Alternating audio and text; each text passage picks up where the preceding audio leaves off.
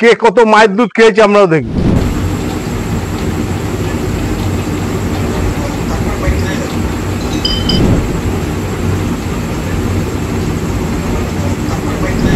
সপ্তম দফা নির্বাচন কাটতে না কাটতেই ব্যারাকপুর লোকসভা কেন্দ্রের নৈহাটি পৌরসভা অঞ্চলে 7 নম্বর ওয়ার্ডের তৃণমূল কংগ্রেসের দলীয় কার্যালয়ের সামনে গভীর রাতে বোমাবাজির ঘটনা ঘটে।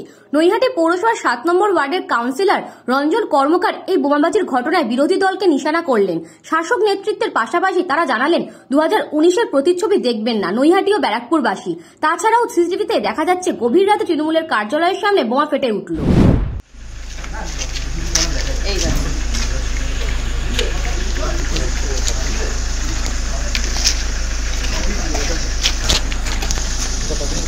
হ্যাঁ, এটা পাঠিয়ে দিচ্ছে।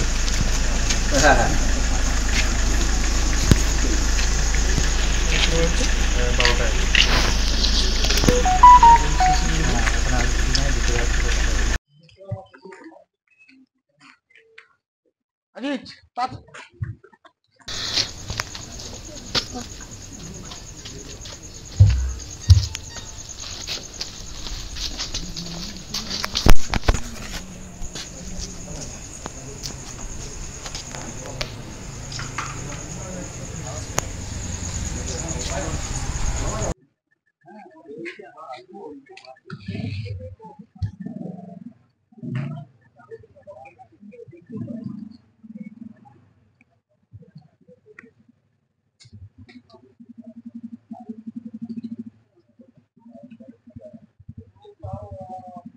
সপ্তমবার আর কি ভোট শেষ না হতে হতে ওরা আবার দেখাচ্ছে 2019টাকে সবাইকে মনে করিয়ে সবাইকে ঘরে ঢোকাতে চাইছে, কিন্তু আমরা ঘরে ঢোকার লোক না। আমরা ময়দানে নেবেই পার্থভূমিকের সাথে কাঁধে কাঁধ মিলিয়ে গুন্ডা দমনই করবো। আমরা গুন্ডারাজ দমন তো অরিজিনাল হয়েছে। এর তো 2019-এ আপনাকে দেখেছেন দিনের আলোতে ওরা করেছিল, এখন রাতের অন্ধকারে করছে কিসের জন্য? গুন্ডারাজ দমন হয়েছে বলেই রাতের অন্ধকারে এসে চুরি করে এসব কাজ করছে। তা আমরাও ময়দানে আজ থেকে রয়েছি, আমরা 2 মাস ধরে রয়েছি, আজকেও আছি আমরা। এটা আমরাও দেখবো কে কত মায়ের দুধ খেয়েছে, আমরাও দেখবো। পুলিশ প্রশাসন সঙ্গে সঙ্গে এসছে, পুলিশ প্রশাসন দেখেছে। পুলিশ প্রশাসনকে আমরা সিসিটিভির ফুটেজ যা দেওয়ার দিয়েছি। আমরা পুলিশ প্রশাসন এখনো পর্যন্ত আছে, পুলিশের কাজ করছে, আমরা আমাদের কাজ করব।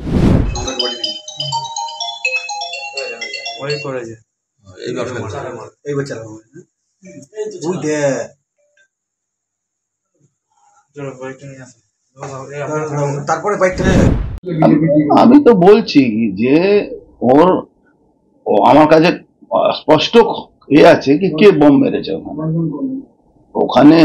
আমার কাছে পুরোপুরি জানি কে মেরেছে। তৃণমূলের দলের একটা শ্রেণী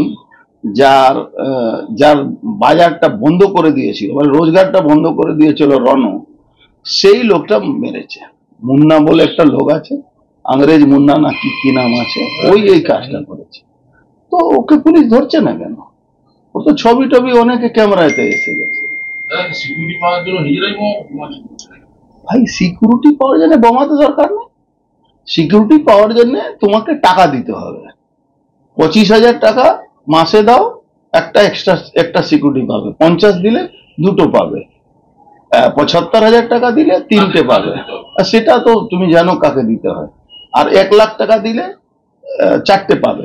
আর 1.5 লাখ দিয়ে দিলে তোমার স্কোয়াড ভ্যান পাওয়া যাবে। তো এটা তো ফিক্স আছে। তোমার তো তার জন্য তো বোম চালাতে হয় না, কাউকে গুলিও চালাতে হয় না, কিছুই করতে হয় না। প্রথম একটা রাজ্য দেখলাম যেখানে পার্টির লোকেরা পয়সা নিয়ে সিকিউরিটি প্রোভাইড করায় পুলিশের সঙ্গে হাত মিলিয়ে। এইসব চলছে এখানে। শেষ টাইম এসে গেছে, এখন লাস্ট কামার দিচ্ছে। শুনুন, শান্তিপূর্ণ নির্বাচন হয়েছে। নির্বাচনের দিন যেটা হবার কথা সেটা হয়নি। মানুষ তার গণতান্ত্রিক রায় শান্তিপূর্ণভাবে প্রয়োগ করেছে।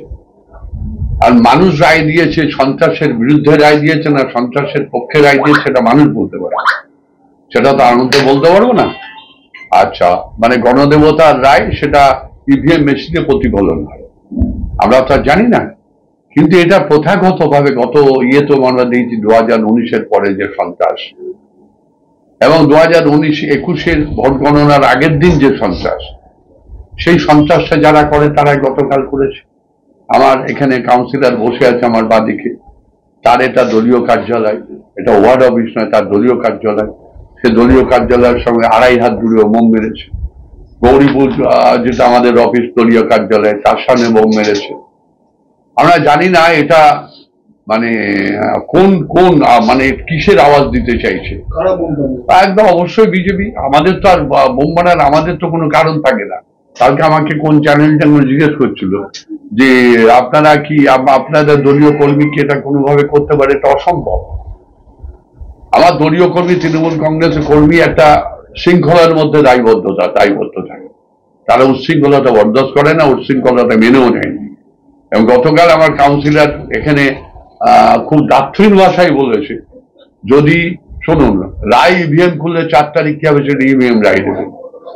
যদি মনে করে আমরা 2019-এ সন্ত্রাসের মোকাবেলা করিনি, সেটা একটা ফর্মুলা ছিল, সেটা রাজনৈতিক ফর্মুলা, আর সামনেও কোনো সন্ত্রাসের মোকাবেলা করবো না, তাহলে তিনি ভুল করবেন। যিনি করছেন তাহলে তিনি ভুল করবেন। আমরা সর্বস্ব প্রস্তুত। আমরা রেজাল্ট কি হবে না হবে জানি না।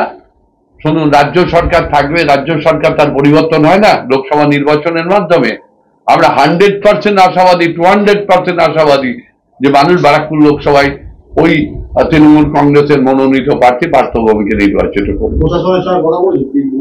প্রশাসনের কথা হয়েছে, প্রশাসন এখানে কালকে ছিল, গৌরীপুরে প্রশাসন ছিল। এখানে আমরাও কাল রাত্রিবেলা আমার দলের সভাপতি এসেছিলেন, আমি এসেছিলাম। এখানে আমরা যারা বর্তমানে এখানে আছি তারা প্রত্যেকে ছিল। তাহলে আমার কাউন্সিলররা রাত্রিবেলা এখানে ছিল, তার পাশেই বাড়ি, চলে এসছে। আবারও বলছি, যদি অর্জুন বাবু মনে করে যে 2019-এ যে দুশৃঙ্খলতা হয়েছে, মানে যে মালগুলো নৈহাটিতে উশৃঙ্খলতা করার জন্য তিনি লালন পালন করে পুষে রেখেছেন, আমরা তার মোকাবেলা করতে প্রস্তুত যখন বলবে। ব্যুরো রিপোর্ট, নিউজ বঙ্গ টাইম।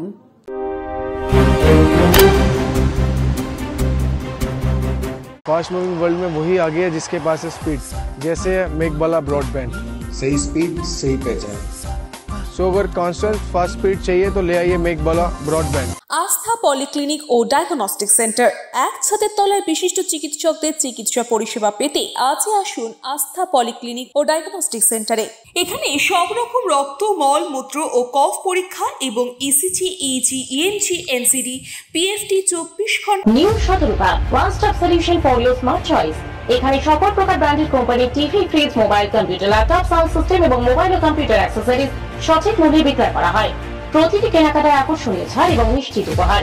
ঠিকানা ইন্দ্রনগর, সোদপুর, কলকাতা 110 এবং Muragachha, Sodepur, Kolkata 111। Animesh Suzuki, BT road, Agarpara. Motorcycle মানে সুজুকি। মোটরসাইকেল সেল এবং সার্ভিস করানো হয় অত্যাধুনিক যন্ত্রের মাধ্যমে। এখানে অত্যাধুনিক মডেলের বিভিন্ন গাড়ি পাওয়া যায়। পাবেন Suzuki Hayabusa, Suzuki Gixxer, Suzuki Bergman, Suzuki access 125 এবং সাথে সার্ভিস সেন্টারের সমস্ত সুবিধা। আমাদের শাখা আগরপাড়া, ব্যারাকপুর ভিআইপি তে। সকলকে সাদর আমন্ত্রণ। ওম সাই ব্যাংকুয়েট অ্যান্ড গেস্ট হাউস। আপনার পরিবারের যে কোনো সামাজিক অনুষ্ঠানের জন্য আসুন ওম সাই ব্যাংকুয়েট অ্যান্ড গেস্ট হাউসে। এই অঞ্চলের সবচেয়ে বড় সেরা ব্যাংকুয়েট। সিজন টাইমের ভিড় এড়াতে এখনই বুকিং করুন। আমাদের ঠিকানা ডাক্তার গোপাল চ্যাটার্জি রোড, সোদপুর, গির্জা। আমাদের যোগাযোগ নম্বর 9051714263।